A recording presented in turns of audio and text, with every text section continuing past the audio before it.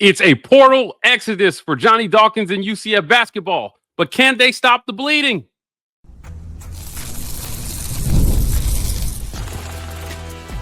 You are Locked On UCF, your daily podcast on the UCF Knights, part of the Locked On Podcast Network, your team every day. Welcome on into the Locked On UCF, your daily UCF podcast. I'm your host, Mike G, and thank you so much for making Locked On UCF your first listen of every day. Joining me as he does every single week is my good friend, Andrew Gluco from The Last Word on Sports. First word on this topic. Today we're talking the portal, what it means for Johnny Dawkins, and can they recover from it? But we're starting with the portal exodus. Andrew, 5 UCF basketball players in the portal. Ouch. We have talked so much about rebuilding this roster and adding pieces, but I don't think I stopped to imagine that this season went so terrible that all these guys would test the portal. We're going to go down the list here. We got 5 players in the portal. We're going to start with Nivs Mahajer in the portal. Talk to me about how you feel about Nivs joining the portal here, man. I think this might be the second most impactful portal transfer. Play a little bit later in the season. He didn't, have a lot of playing time early on. Started picking up as the season went on, but he was kind of a streaky player. He was a role player. He was, occasional outside shooting. Was one of the better 3-point shooters. Hit about a third of his shots. Averaged about 2.8 points a game. But he was very streaky. So there were times where he was really good. His best skill was his hands. He was great at stealing the ball, average, over half a steal a game. He was, top half of the team in steals. Yeah, and this is limited minutes. He averaged less than 11 minutes a game. So, 11 minutes a game, averaging over half a steal. That's pretty good. One thing that UCF was really good with, turnovers, generating turnovers. And he was one of the guys. I think from a point standpoint, he's not going to be missed, but defense, the defense was so bad. I mean, every loss hurts. Yeah, it does. It does hurt. And look, he stood out to me as somebody who had a chance to really take the next step this offseason, Andrew, and be a guy that contributed on a higher level. That's why I think this one hurts. If you're trying to grow a program, having guys stay in the program and develop is super important. And I think that Nivs had that potential. Did he not? I would think so. He's, was a sophomore. He was not a transfer. So, he was grown from, within the program. So it always hurts to have those homegrown guys leave as far as comes as a freshman. But, 6'3" guard. Is he replaceable? Yeah, he's replaceable. Next on the list, young Mikey Williams. This was the guy you and I talked about repeatedly this season. We were excited to see him get on the court. They worked him into rotation, highly recruited out of high school, but now he is in the portal. Talk to me about Mikey Williams. What are your feelings here about the young guy? Again, I think that the programs are built on talent like Mikey Williams. You get him in young. They've got high ceiling, they've got low floors, and they can really, really produce for you down the stretch. And we saw flashes of that once he started to get going this season, but now he's in the portal. Yeah, Mikey Williams, coming out of high school, it was such a big name recruit, ends up at Memphis, gets in some legal trouble, the wheels fall off, and he was out of basketball for a year. And you can tell when he came to UCF, he had to sit out the rest of the season last year. Comes to UCF, he's slow to get things going, getting his legs under him. The college game was way too fast for him. And you saw flashes of it here and there, but for the most part, this is he's stuck in potential, not actual substance. And we saw him play, his defense leaves a lot to be desired. Was blown off the ball a number of times, was out of position a number of times.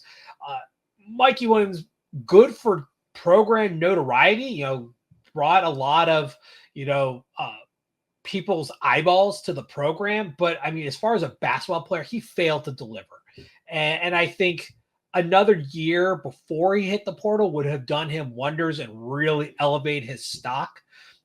But right now he's just selling, potential at this point. But there's a difference between what could be and what is just not a complete player by any stretch of the imagination.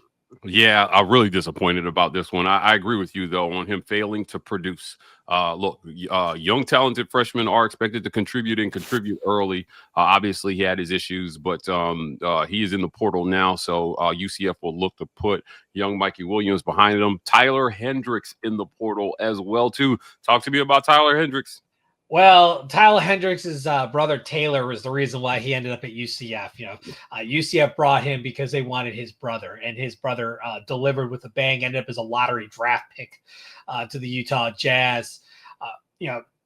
As far as Tyler goes, I mean, you knew he wasn't anywhere close to the player his brother is, and it showed. He got a little more opportunities as the season wore on, and he would find pockets of opportunity. And he was good at capitalizing at what he had, but he was towards the bottom end of the bench. I mean, he played in 22 games, so he got playing time, but he averaged 9 minutes a game, so he didn't get a lot of time. He was a guy who was able to come in. He was able to be a foul magnet, so that instead of your better players picking up fouls, he was picking up fouls. But he found his moments here and there. But Hendricks is the ultimate example here of just a depth player. So to see him hit the portal, I'm not surprised. He's going to, out of all these guys, I think he's the one with the lowest ceiling. He's going to end up at a smaller school where he'll have a chance to play in a lesser conference and get more playing time. The Big 12 was just too much for him. Yeah, agreed. Jalen Sellers has hit the portal. Now, he only played in 3 games here, so not a ton of production. He scored a total of 17 points this season. Jalen. This one hurts, though. This one hurts, though. He was leading scorer on the team last year. Yep. Yeah, this one stings. Obviously injury. I thought, you get a medical red shirt. You stay, you play again. Him leaving, once he left, I knew Mikey Williams was gone too. Those two developed a close relationship, even though they didn't come to the school together. They were very close. Overall, Jalen Sellers, a transfer from Ball State, only had 1 complete season with UCF. Obviously, last year only played 3 games. This past season, 3 games, injuries. I'm not surprised he's leaving, but he's the one that hurts the most because he's actually, as far as production, the best player on this team. Obviously, this year you can't judge him because he had a minute. He was restricted on minutes. He was restricted on production. Just could not get it together health-wise.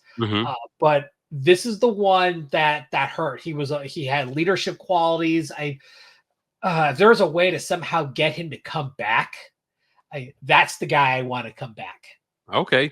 Look, I want to stress to our listeners that just because you get in the portal does not mean you can't get out of the portal. But you got to be in the portal before the portal deadline expires. And then where you choose to go can include the school you left. Now, I think after a certain point, Andrew, the coach can make a decision about whether they choose to have you back or not. So you don't want to get lost in the portal. But yes, there's always an opportunity that if there's a coaching change, because we haven't heard a lot about why these guys are making these decisions, that they can come back to UCF if something changes the math for them.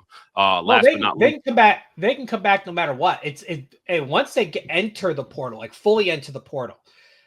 We saw this in college football. The school can decide whether they can finish the season with them or if they're gone.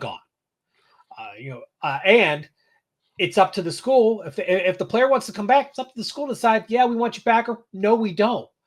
You're technically outside the program, but if, say, Jalen Sellers decides to come back, UCF can welcome him with open arms. This is not unprecedented. This happened multiple times. With multiple players. Football had some after the coaching change. Coaching change not required, though. We've seen this work in good ways. We've seen this work in not so good ways. But again, Jalen Sellers, the guy I got circled on this whole list of the 5 as the guy I want back. If I can pick one, he's the guy. Yeah, I also want to note for people, there is a 48 to 72 hour delay when you turn in your portal paperwork, where you can withdraw your name from the portal as well too. So it's kind of like oops, my bad period, where, like I said, if you don't want to do it, if you want to change your mind, you can do it before that paperwork process is in approximately 48 hours. So I just want to note that for our listeners. Last on the list, I want to make sure I'm pronouncing this right. Rokas Jochis is in the portal. Yes, Rokas is a transfer from LaSalle. Did not get too much. He played in 25 games, but he averaged less than 9 minutes a game. So, I mean, he didn't get a whole lot of playing time. Averaged 2 points a game. He was a reserve center, and because UCF, when Mustafa Cham would get into foul trouble or he had to take a seat in the bench, they would get smaller with Benny Williams or JJ Taylor. So as a result, Rokas did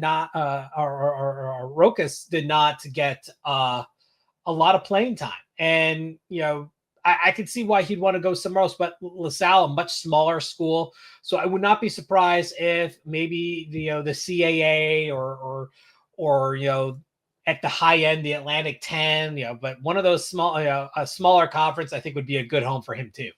Yeah, look, a lot of portal additions here, and when you are losing, you're going to see things like this. It's something that college fans, I think, need to get used to with the new portal rules. Kids have more control over where they go than they've ever had before, and so universities are under pressure to not only honor commitments, but make sure that they're providing a winning environment for these kids. But hey, what does all this mean for Johnny Dawkins? We've talked a lot about his future. We're going to talk about what it means for him right after a quick word from our sponsors.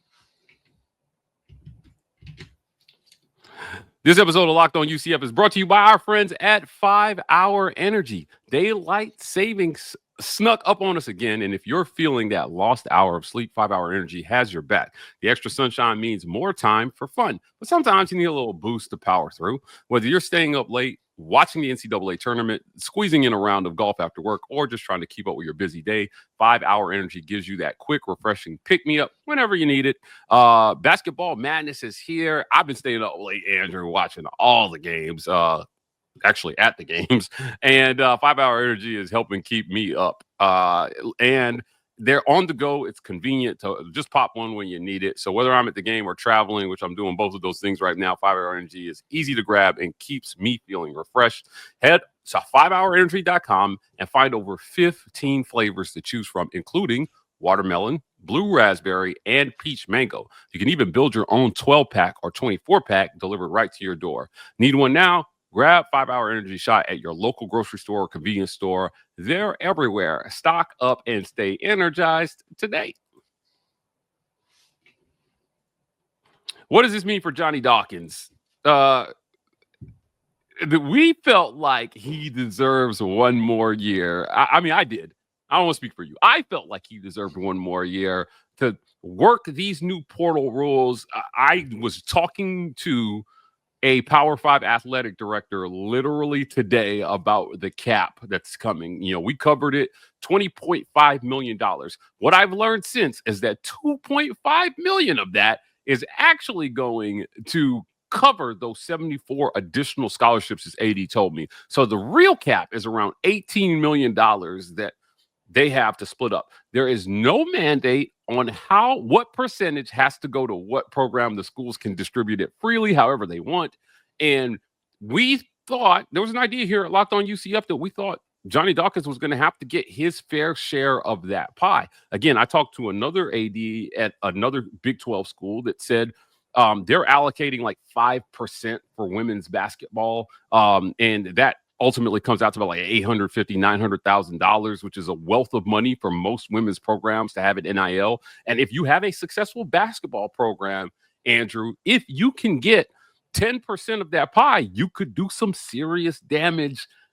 But with all these portal additions, is Johnny Dawkins going to even get the chance to do this? What do these portal additions mean? Is this a systemic cultural thing, or is this just par for the course because you had a tough season? I think it's a bit of both. Obviously, there's, players are looking for fresh starts. I want to throw something at you. There are only 2 players on this roster that was on the roster for the 22-23 season. 2. Ooh. You have Darius Johnson, who he started at UCF, he finished at UCF, he's becoming a bit of a unicorn at that point. You'll have a lot of guys who do that. And Pupo, and I'm going to mispronounce this because it's like Gluco. But he's always been a fan favorite. He's the bottom guy on the bench, but he's a hard worker, fan favorite. He's still around. This was, I believe, his junior season. No, junior season.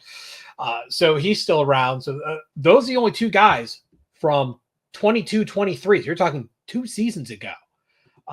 Technically, you could say Tyler Hendricks as well, but he was redshirting that year. But he never played for obvious reasons because he was redshirt. But you had a lot of other players: Jalen Young, Theo Horton, CJ Kelly, Brandon Suggs, CJ Walker. All those guys left. You look at last year when you brought in Jalen Sellers, you brought in guys like Ibrahim Diallo and a bunch of other guys. Mahofsky had his freshman season last year at UCF, but most of these players on this team are new. Let's see. Keyshawn Hall, new. Jordan Ivory Creek, new. Mustafa Cham, obviously freshman, new.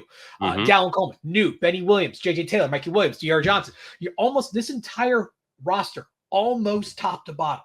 It's brand new. So I don't think it's out of the realm of possibility for Johnny Dawkins to put another roster together. This is kind of the new norm. And as you said before, we're switching to a new setup where there's a salary cap involved. It's, so the dollars have become more published. We're going to actually see what kind of money is being thrown around the basketball arena. So you're going to see the Kansases of the world putting a lot more money in than you're going to see the UCFs of the world. But, if UCF can put in $3-4 million into, of NIL into this basketball program, I think they can really do something, with it, especially now that you're not going to be able to hide the dollars so much. You can't just overload and just buy a team. You're going to have to balance it with your other sports. You talk about, women's basketball maybe getting, just, $1 million, compared to, other life changing for that program. Yep. Oh, well, UCF's women's basketball has been just been absolutely dreadful the last couple of years. They got gutted when they lost their last coach, Coach Abe, and they just have not been able to put it back together. That would be a boon, but I don't remember. UCF's not going to have $20 million to spend. I mean, it's just not reasonable to expect that. So that amount is going to be probably lower. But if they can still get a few $1 million into the coffers of men's basketball, I think they can recover from this. As I said before, Jalen Sellers is, in my opinion, the only real material loss. Mikey Williams could be material, but again, that's potential. That's it may never come. But Jalen Sellers has already delivered. He had a good season last year, and this year obviously didn't work out. But we know what he brings to the table. So I can see Johnny Dawkins reloading this team. I mean, obviously they were very senior laden. Ivory Curry, Darius Johnson, Debo Coleman, Benny Williams. They were all seniors, and Jalen Sellers, was able to utilize a red shirt this year. But if he played the whole season, this would have been his last, hoorah. So this was an old team. This was built to win. Now they kind of underachieved in that fashion. It was always expected that they were going to have to rebuild and reload next year. So I'm guessing Johnny Dawkins can't be, he's disappointed, but I don't think he's too surprised. The big thing is, can they hold on to Keyshawn Hall? Can they hold on to Mustafa Cham?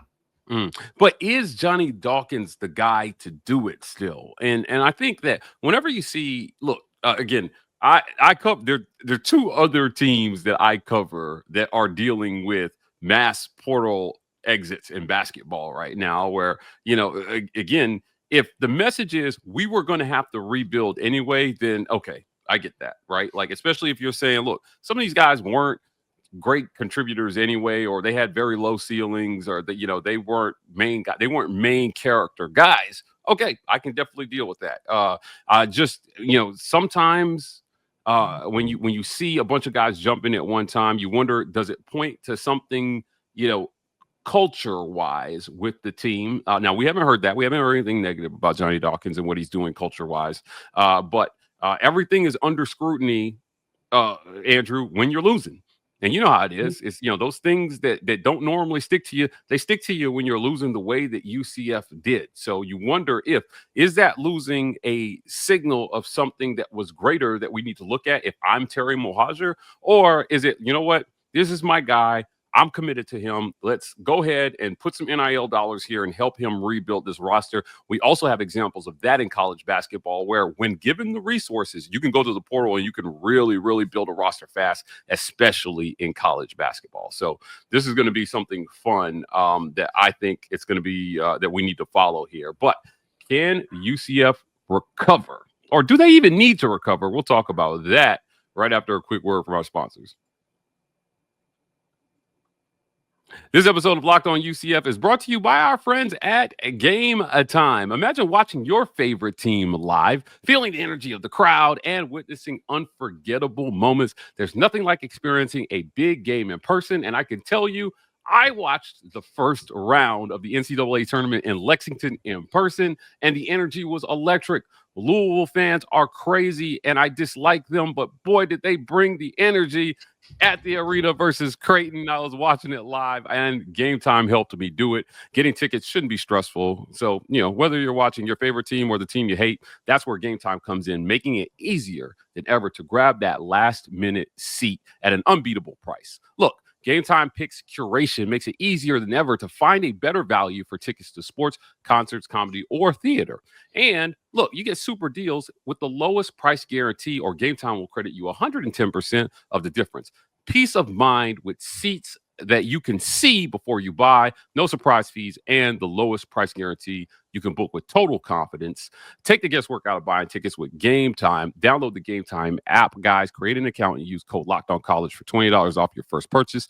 That's code LOCKEDONCollege for $20 off. Download Game Time today for last-minute tickets, lowest price guaranteed. What time is it? Game Time. The NCAA tournament is here, and so is the bracket breakdown. Locked On Podcast Network and Amazon Fire TV channels are teaming up to deliver NCAA tournament coverage like never before. Watch studio shows featuring former players and Locked On's local experts as they guide you through every upset, buzzer beater, and bracket matchup. Stream it all for free on Amazon Fire TV channel. Search Bracket Breakdown to see it all for free. It's your team every day.